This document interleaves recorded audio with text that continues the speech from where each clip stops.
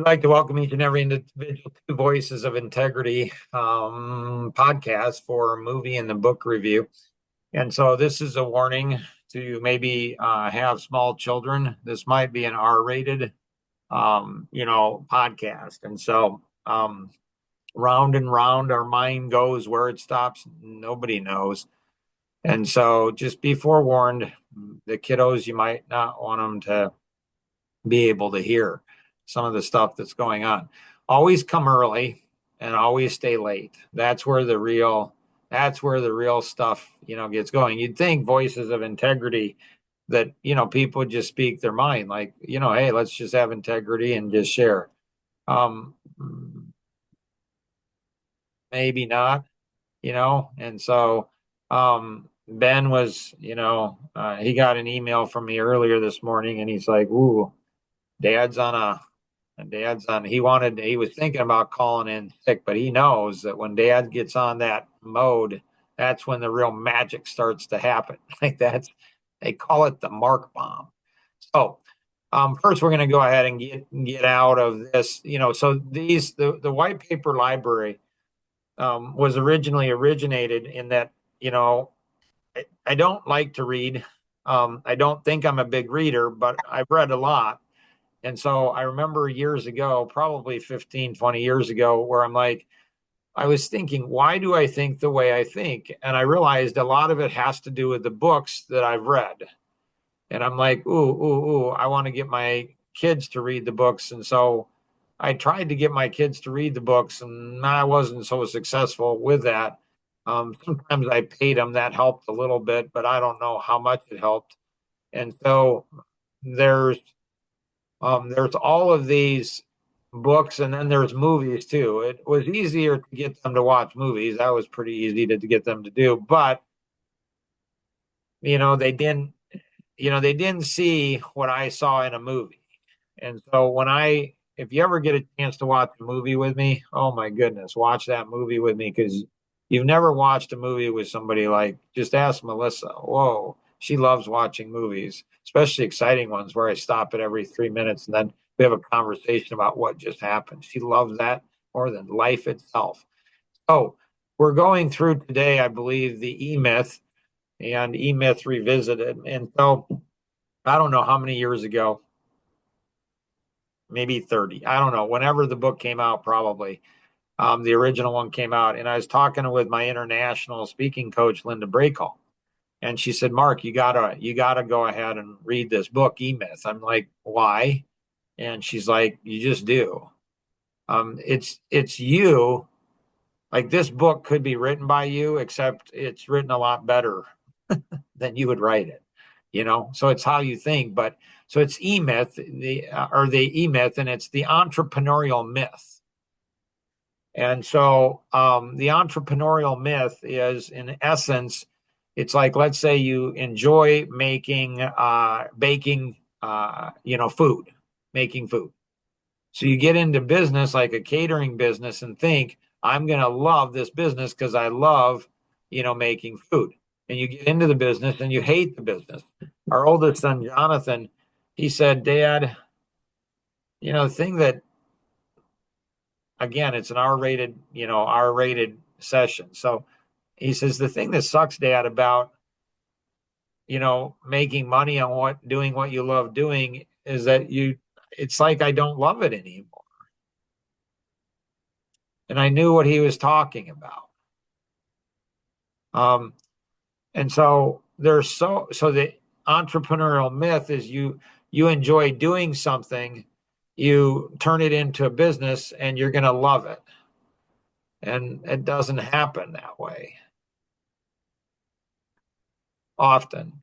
In most situations, it doesn't. Why? There's so much to business that's not about doing what you love doing.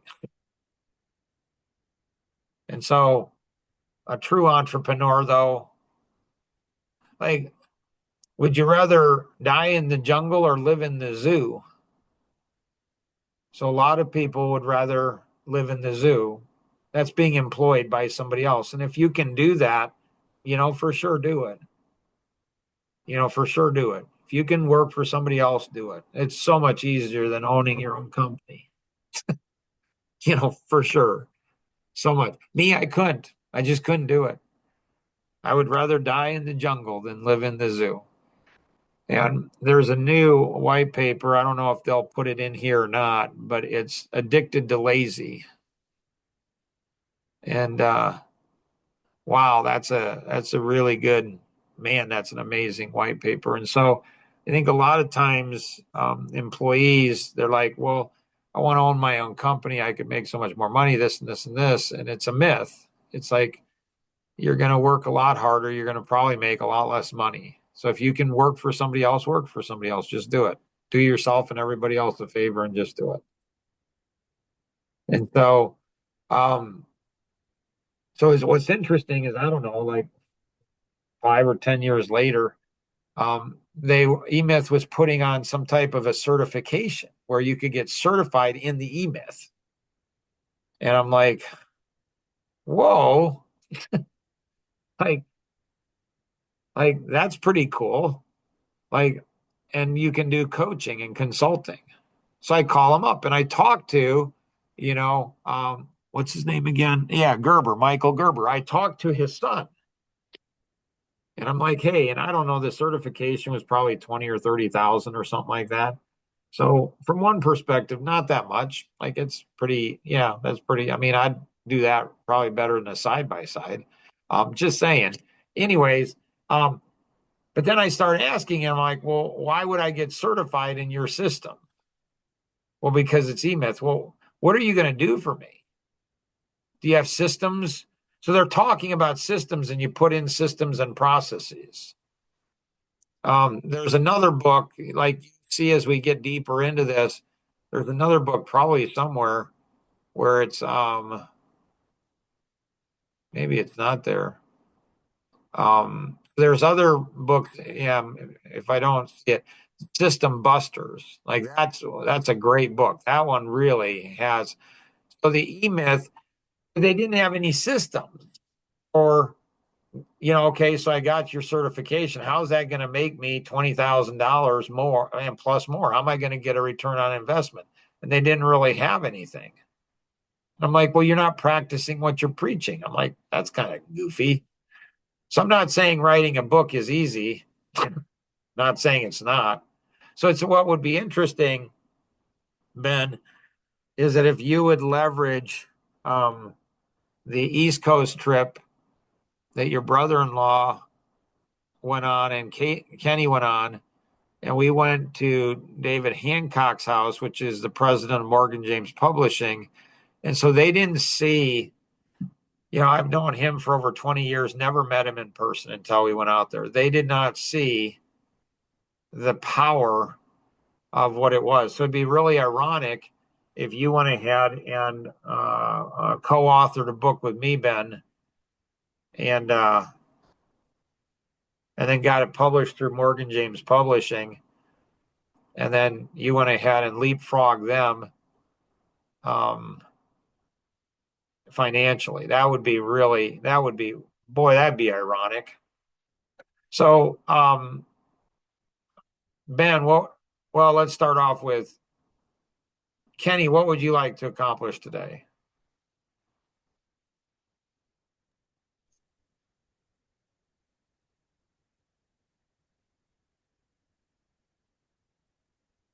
I don't know. Nice. Rosanna, what would you like to accomplish today?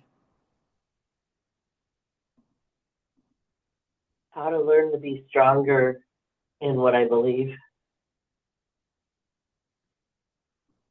Okay, that's good. That's neat. Nice. Melissa, what would you like to accomplish today?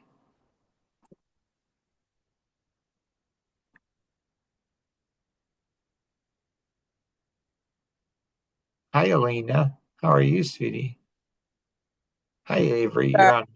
I realized I was on mute. I'll be in and out considering my children are with me, so I have to take it off speaker and And such. there's an R rating on this. So you don't need to explain it. You're a woman. We always know there's a reason for something. So it's fine. You're fine. You don't need to. We already know that. Do you have anything you want to accomplish today? Just wondering how Ben's doing with the purpose behind. Sorry, buddy. The purpose behind the calls. I know him and Kenny were both struggling with getting on these calls consistently, and I'm just wondering if he's finding more purpose. Well, you can tell he's turned into the Incredible Hulk there for a minute. And so I was hoping we'd ask the Incredible Hulk what he was wanting to accomplish today.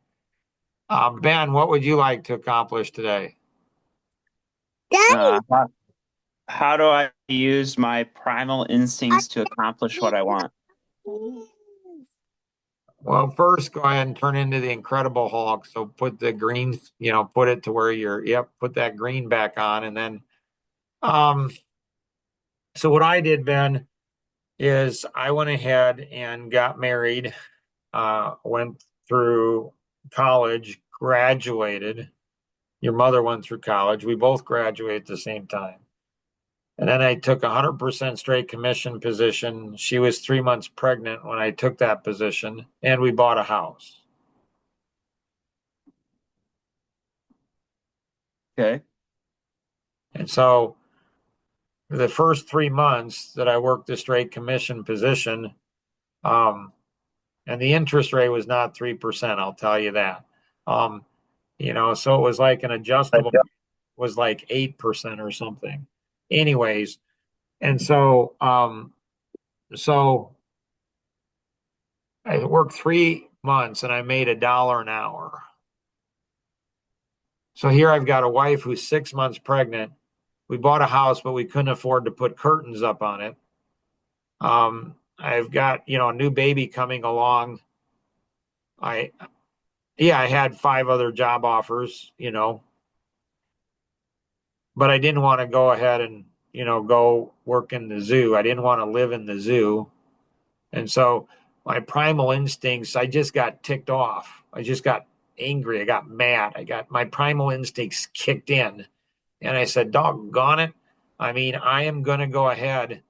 I am going to go ahead and so I just got mad. I got angry and I channeled that anger into making breakthroughs in what I was doing. And so it took me a month to come up with that first breakthrough. I came up with an idea. So I've been out there for 4 months getting the living daylights beat out of me, like working long hours and not making much money.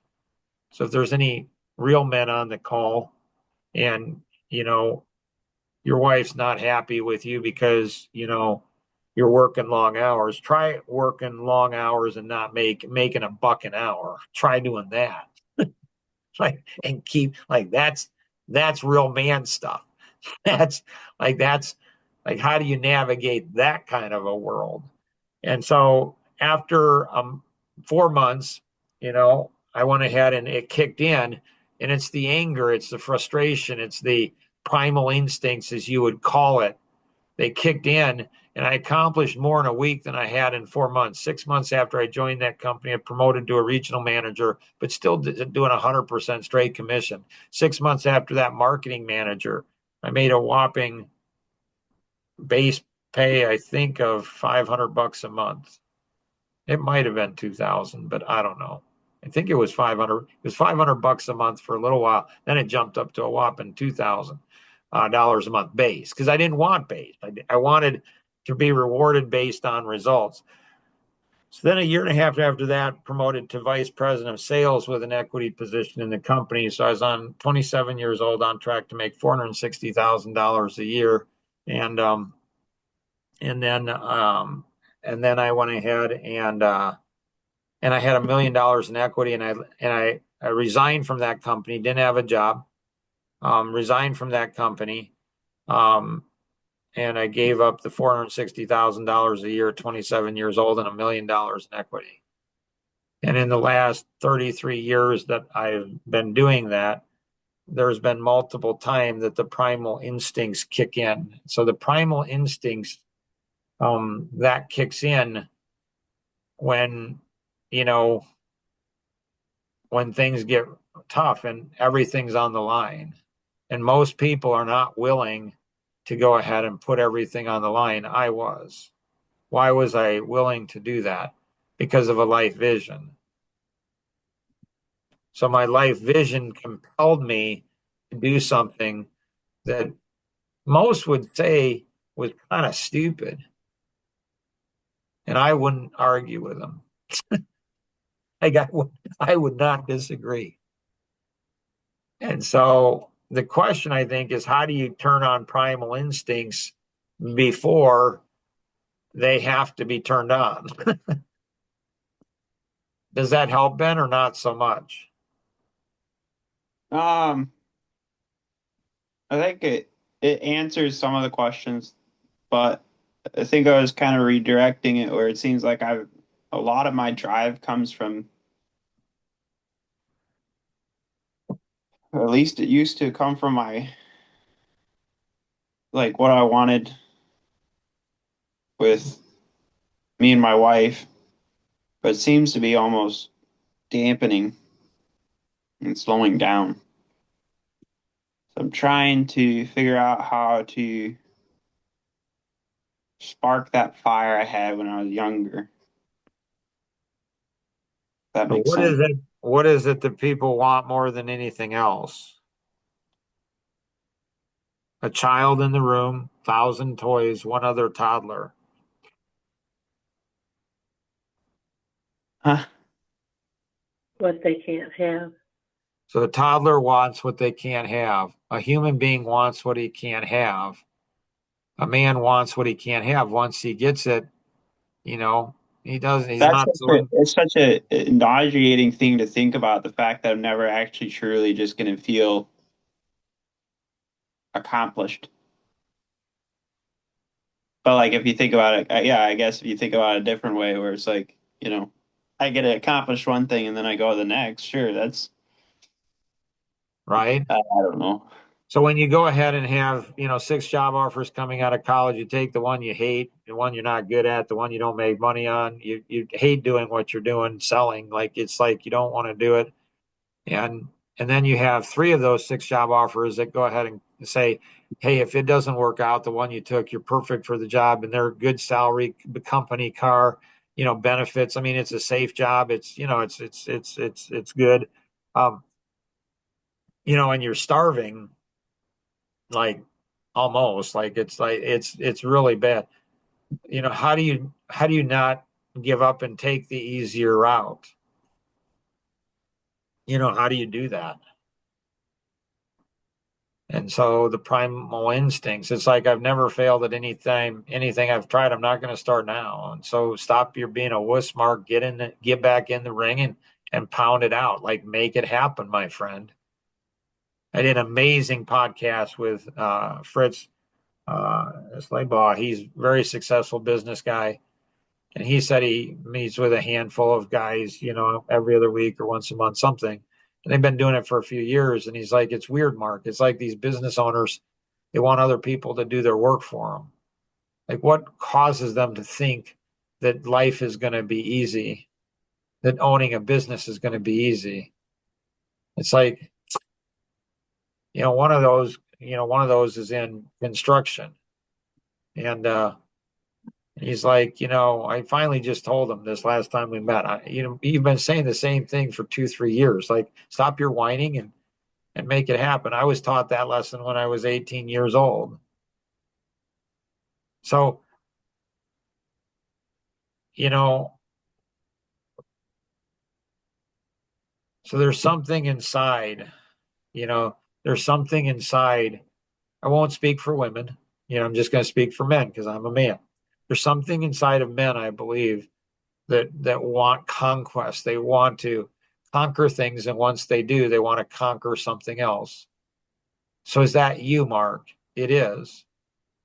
So are you happy with where you're at in life? I am. I'm not. I am. I'm not. And so I'm 61 years old, and I have a life that most people would absolutely dream of. Most 61-year-olds, men, anywhere in the world would dream to have a life like I have. And so, but that's taken,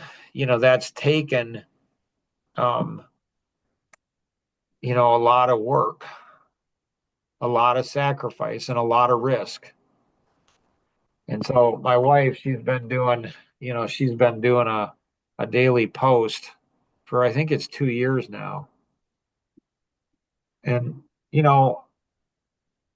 because I'm such a generous, loving, nice guy, I'm not going to name names, but there's two men out there that are idiots. I feel bad for them. I just feel bad for them. They opted out of her, daily post. It's like a sentence, for crying out loud, or a short paragraph. It's like, but these two men think they've arrived. They think they're great men, and they think they're great husbands and great fathers, and they think they've arrived. Well, they have. Just saying, they've arrived. They have arrived. Why? Because their goals were so pathetically small. I mean, one of them told me when he was in, I don't know, his early 30s, he's like, I've achieved everything I wanted to achieve in life. Well, then why are you even here? I mean, yes, you can achieve your goals if they're worth, they're, it's like, really? And those kind of people, they're addicted to lazy. They just are. And they get jealous of the people who actually like have a life vision, who actually have a purpose, who actually go ahead. And it's like, so the post from yesterday, which a lot of people comment from my wife, it says, you can seem like a millionaire to one person and a homeless person to the next. What? Well, if you have a brain, you've processed this already. It's all perspective. The ants think you're a giant, and the trees don't even notice you. You think you have a boring life, but the next person might be striving for your lifestyle. Comparison is a theft of joy, so stay kind and keep loving life. Life is all about the big game of perspective. That pretty much says it for all of today. It's like, it's perspective. Like, if you were created to go ahead and,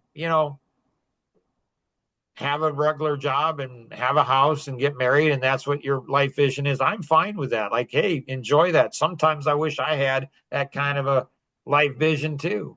Like, just, I mean, shoot, I accomplished that when I was 20, 25 years old. Man, am I glad that wasn't my life vision. I get married, have kids, and have a good job and a house. Really? That's what you've been called on this planet to do? Are you sure? Are you sure? And you make other people's lives miserable because you berate them because you don't have anything going. You're just a lazy, again, ASS. You just are. I don't know what to tell you. I don't know what to tell you. And so I don't, other questions, Ben?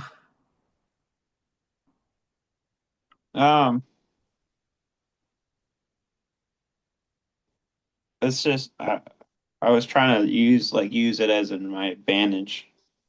So I guess I could just like suck it up and just figure it out. I don't know. I'm just trying to alter my ability to manipulate myself to be able to accomplish things faster using what was given to me automatically using those Well, primal instincts. the thing that you have, Ben, it could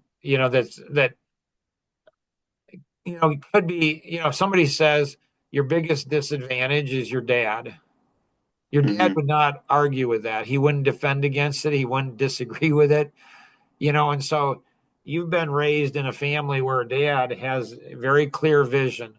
Jeff Ristine, when I was probably 30, I don't know, 33, 35, we were in the driveway talking, and he worked for Jack Van Kempen, very wealthy, built very, very wealthy. And Jeff Ristine said to me, he says, Mark, I've never met anybody that has such clarity in life as you do. He said, I wish I had that. And I laughed and I said, well, Jeff, couple things. One is, I'm not sure God gives that to everybody. I'm still at 61. I think he does. I actually do. I think it's available to everybody. I'm an average to below average kid. And so if I have it, and I'm not that smart, really, I'm not. And so if some average, below average kind of guy like me and an average, family, like if I have that, then everybody, I think everybody, but I said, Jeff, I don't know that everybody has it.